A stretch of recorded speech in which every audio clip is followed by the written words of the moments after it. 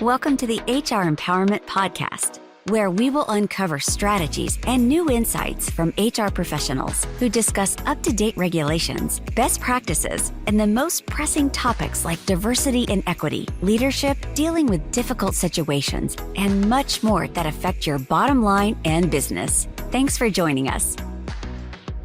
Hey everybody, Wendy Sellers here, the HR lady. I'm here today with my co-host, JC. It's a pleasure to be back, Wendy. Great topic on deck for today, by the way.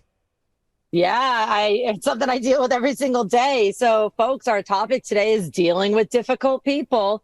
You know, dealing with unpleasant and difficult people, it's a part of life. But how should we handle it at work? That's what we want to talk through today, the logistics of, what makes somebody a difficult person. And then, of course, tips and tricks and phrases is what we're going to talk about over the next few sessions. So let's jump in and get started. So, Wendy, hang on a second. Is this a biography, like a documentary of our relationship? I hope not.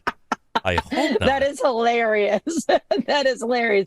But, it's a really good point because sometimes in our personal lives, we are able to deal with difficult people or tolerate them. And we think we're forced to do that because we're related to them or whatever. Yeah. And then the same thing in our work life. There's no way around this. But there is a way around with dealing with difficult people. And I'm talking about not quitting your job, although that is also an option, but not quitting your job. But really, how can we deal with difficult people without losing our mind, right? Absolutely, 110%. And I've got a very interesting statistic here I'd like to bring to the forefront for just for thought and consideration on this topic as well. More than you think over a lifetime, throughout your entire life, socialization with coworkers could tally up to be 13 plus years of your life. At the end of the day, that's a lot of time when you think about how much you're working, how much that's taken away from your personal experiences, et cetera. 13 years. And if you've got 13 years of pain pent up dealing with difficult people or not understanding how to deal with that, it could really take a mental toll, And Wendy, it's been said before, I got to bring this to the forefront. It would be much easier if difficult people simply walked around with a sign that says how bad that they are, How cool would that be? Awkward also. Absolutely. Even though they don't have flashing neon signs on their bodies or like indications that they're the ones, they do send out some clear signals. And there are some key ways to tell if someone is hard to deal with, believe it or not. One of the things is they want everything to go their way. You ever run into someone like that? All the time. Now, I'm at the point in my life, professionally and personally, that I do try to deal with difficult people in the ways that we're going to explain over the next few episodes.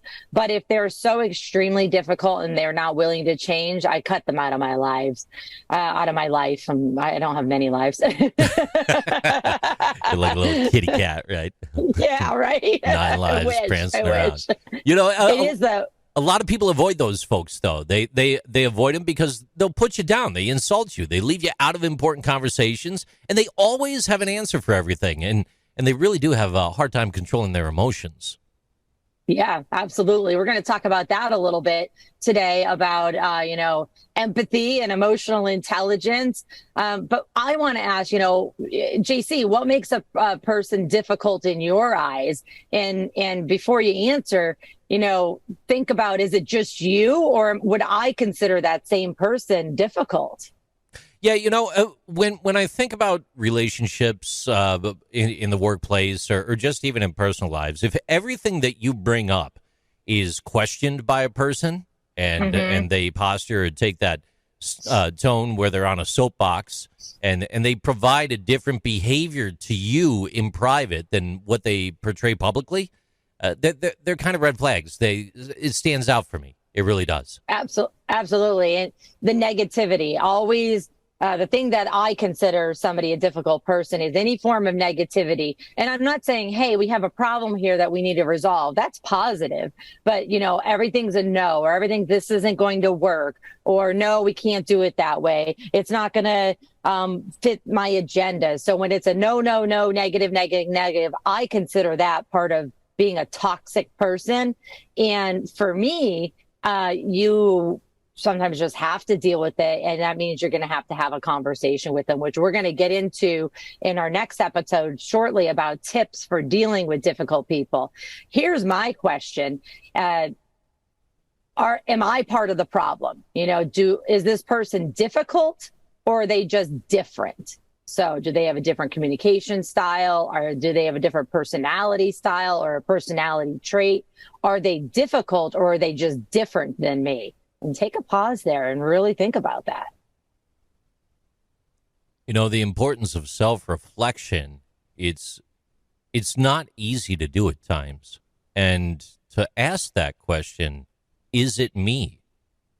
That's a lot deeper than just the surface of the question, Wendy. It really is. It really is. And it's hard. It's really hard. Who wants to walk around going, oh, I'm at fault. Now, there are some people that, for whatever reason, how they were raised, relationships that they've been in, they automatically blame themselves. But we need to have a happy medium and say, is it me? Is it how I'm reacting to people? Or is it the look on my face when people come to talk to me and they have to tell me negative news and they already know that this conversation is not going anywhere? Yeah, true. And very important part of self-reflection there. It does require effort. It requires pausing your entire life's insanity and chaos and commotion, and literally reflecting on your life. Something as simple as the way you look, the persona that you're portraying, exactly like you're explaining. You might not mean to put off that face, that resting face, as some say. Yeah. You might be mentally consumed with something else, but the way it can be perceived could very easily be misinterpreted. You're exactly right.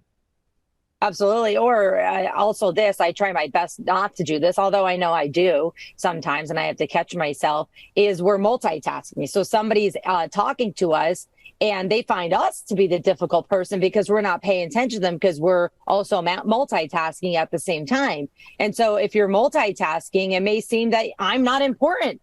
This conversation isn't important. And therefore I see you as a difficult person. And then you might flip it around and say, man, why do you have to make things such, so much drama? It's like, well, I'm trying to share something with you, and you are multitasking.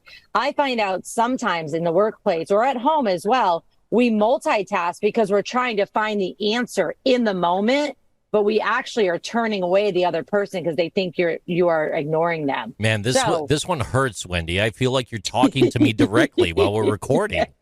Wow. I'm grabbing the mirror and talking to myself, JC, because again, that's funny. You might be the difficult person, but you're just really thinking, I'm multitasking because I'm trying to solve this problem for you. So by the end of this conversation, I have the problem solved. The whole time the person's going, oh, they're completely ignoring me. They're not even paying attention. Right. Hint, folks. This also works at home. Coming next up in our episode 2, we're going to be talking about some expert tips for dealing with difficult people. We'll be right back. Thank you for joining the HR Empowerment Podcast, brought to you by Aurora Training Advantage. We hope you've gained new insight and strategies to navigate the HR profession. We look forward to you joining us again on the HR Empowerment Podcast.